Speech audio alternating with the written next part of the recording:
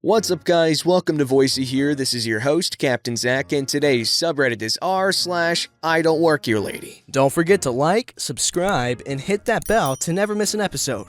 Alright, this story's called Lady Calls Me a National Socialist German Workers' Party member because I'm a German tourist. This is my first story on the subreddit here. Also, English is my second language, so sorry for any vocabularies. The cast. Mein Vater. Entitled Lady. Manager. Yours truly. This story happened about 3 years ago. Me, my parents, and my dog were visiting the USA for 3 weeks during the summer holidays. We also visited some old friends who moved here. It was so good to see them again. Me and my dad went to Walmart one day to get some groceries. My mom and the doggo stayed at home because my mother was not feeling very well. First of all, damn America. The food here is amazing, but it has way more calories than here in Germany. Also, the portion sizes are so much bigger. I was shopping with my dad at Walmart to get something to eat for dinner. Keep in mind, my dad isn't very good at English,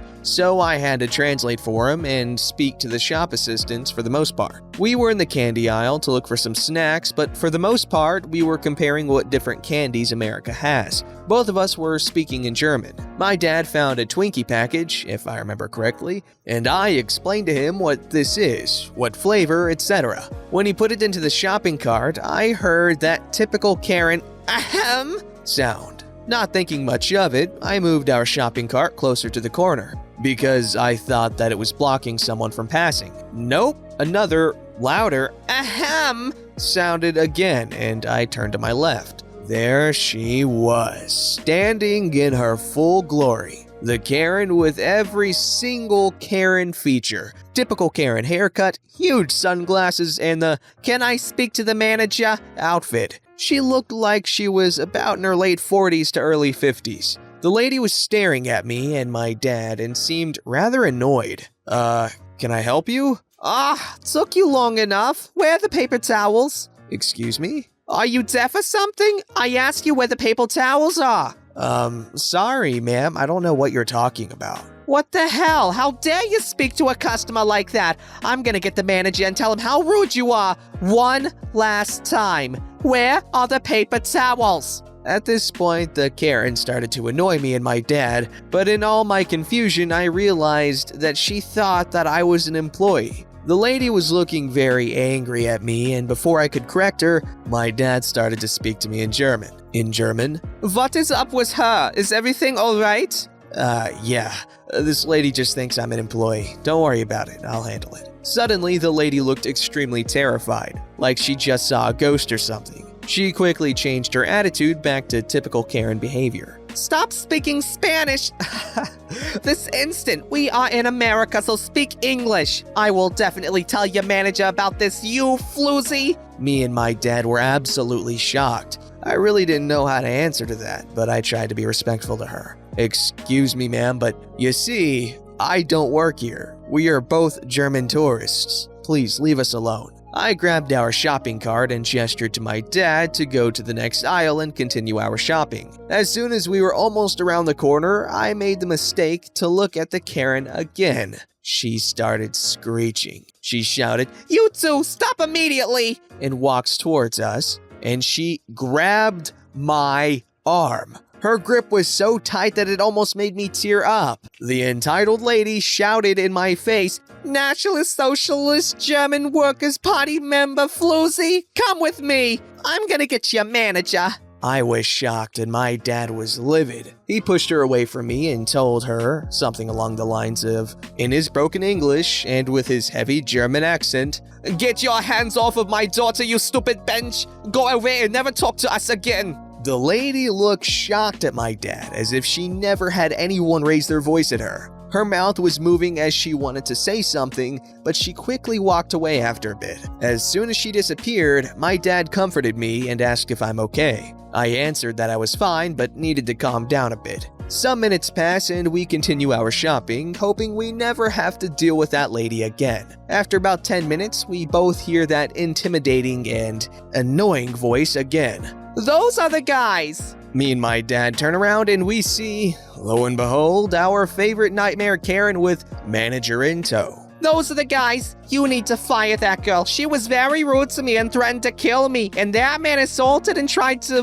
violate me. She had an evil grin on her face as she said that. The manager looked confused at me and responds, after a second, "Ma'am, I'm very sorry, but this girl does not work here." What? But I saw her helping that man. She has to be an employee, and she threatened to kill me in a thinking camp. Me and my dad looked in disbelief at each other, but I quickly tried to explain the situation to the manager. "Sir, this is not true. Me and my dad are German tourists and in no way National Socialist German People's Workers.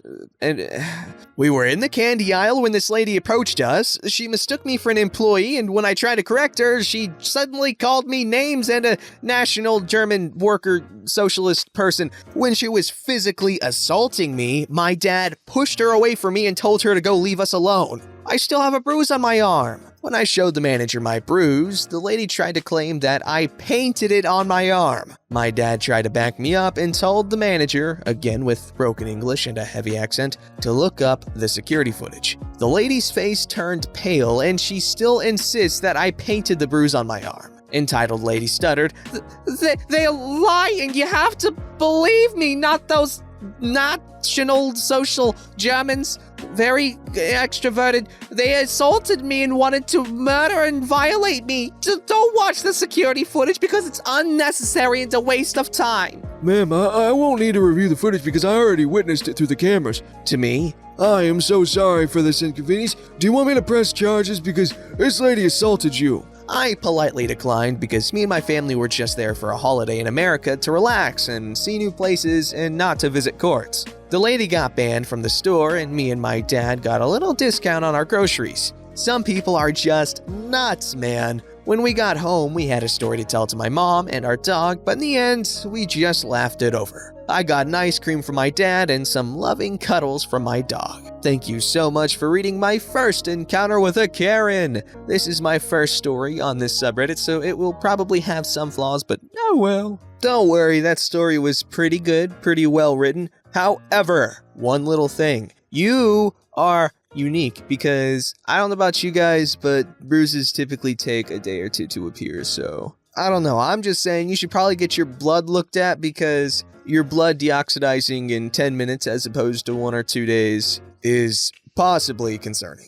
This story's called "The Student Has Become the Master." It's the early 2000s, and I am a senior in high school. Oh, we're role-playing. I call the custodian from Everybody Hates Chris. My graduating class had 800 students in it, and the school itself was a massive campus broken up into around 6 buildings.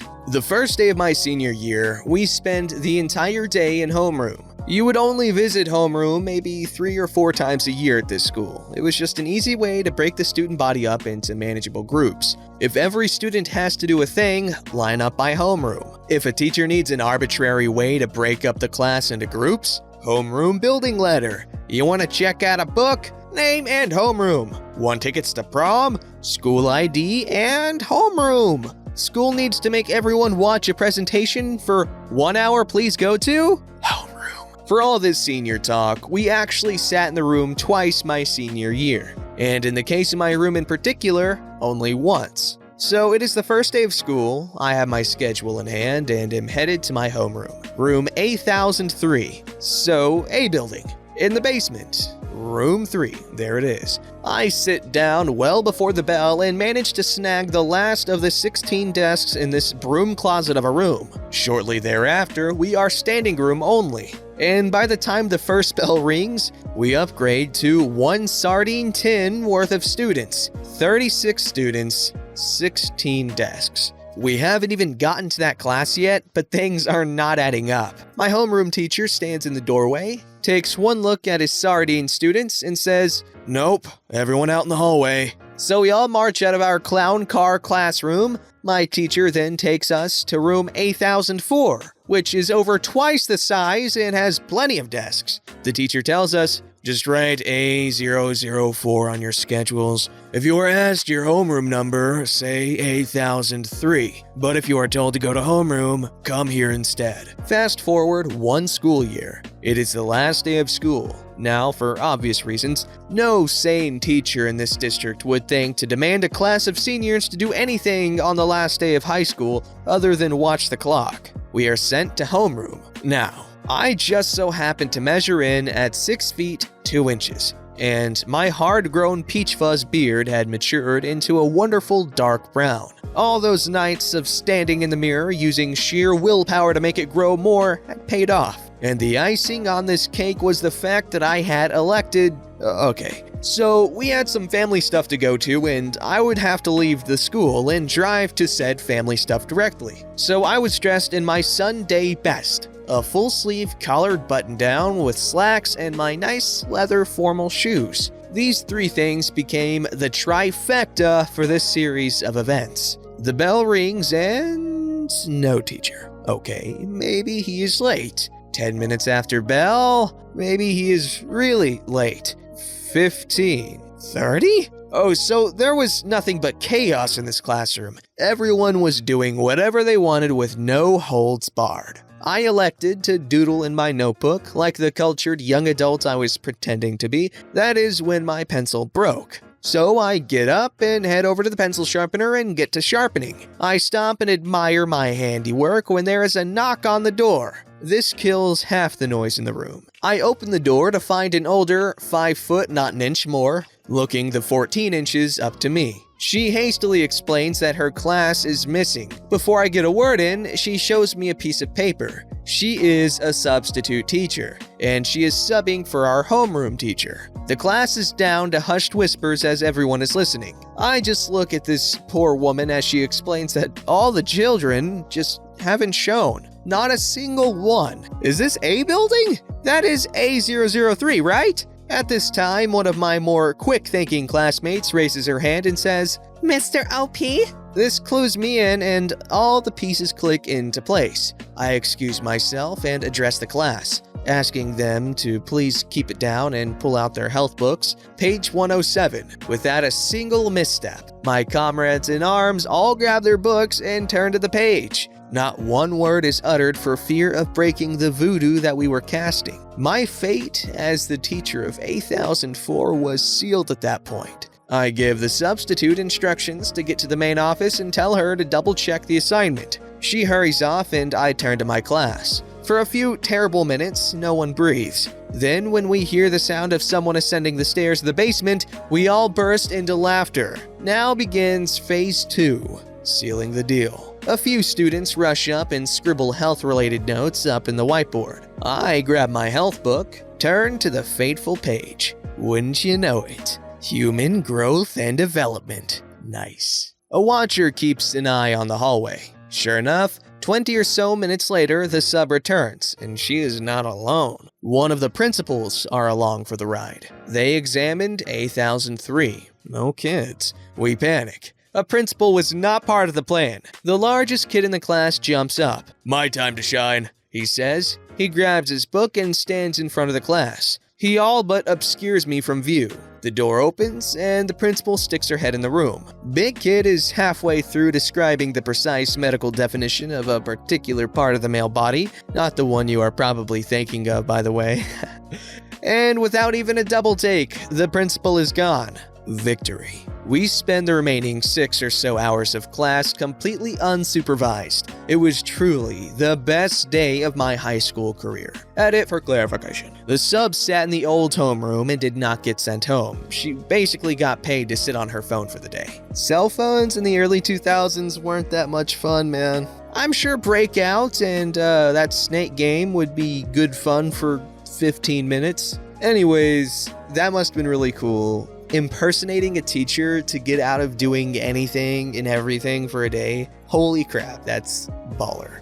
This story's called "Today I Fudged Up by Accidentally Faking My Own Death." This one is hot off the press, ladies and gentlemen, and it's a long one. Not really. I'm up at our family's cabin in northern Michigan, waiting out the virus in a small town. My brother-in-law and I were ice fishing this afternoon as the stores are becoming empty and Mother Nature is very generous with fish in our lake. For those of you that don't know a lot about ice fishing, let me clarify something about a frozen lake. Right now, the ice is thick, with 2 C's by the way, 8 to 10 inch sheets. Throughout the day, the sheets will crack from the sun, then refreeze overnight. The cracks make a demonic noise that scares the hell out of you when you're sitting there in the silence. The cracks won't break all the ice underneath you unless you're trying to drive a bulldozer across the lake. With that said, I was FaceTiming my uncle to show off our buckets of fresh perch. My uncle doesn't know much about frozen lakes and is scared we'll fall in.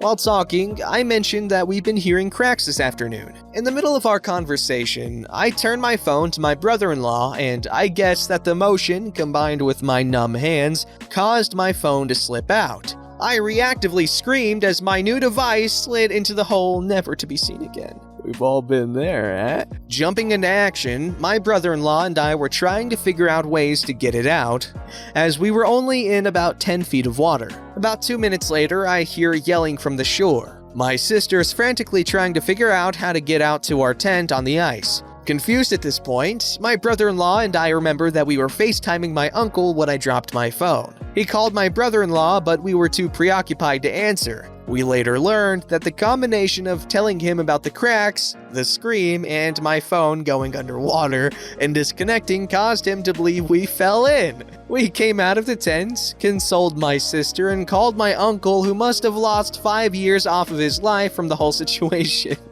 I am now sitting here on my laptop trying to figure out ways to get a new phone before my state locks us down. But first, I had to tell Reddit. That's pretty funny. I love when people think you die or something. It's so funny. I don't think it's happened many times with me, but I think it's happened a couple of times and it's been really funny. Don't forget to like, subscribe, and hit that bell to never miss an episode.